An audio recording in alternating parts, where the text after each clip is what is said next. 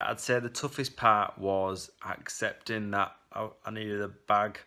I was so adamant that I did not want it no matter what. But I just got to a point where I was so ill, I was like, just give me it.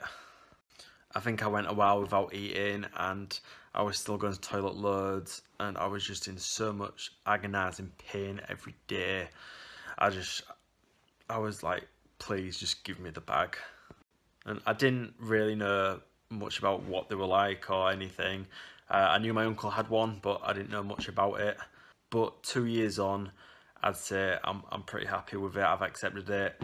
It's not anywhere near as bad as what I thought it would be. I think one of my biggest worries was if I do have a bag, I'll never meet anyone.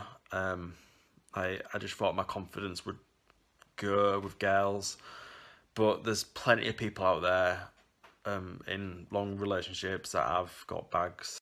I mean, I am single at the minute, but I think that's more to do with the fact that I don't just want to settle for anyone.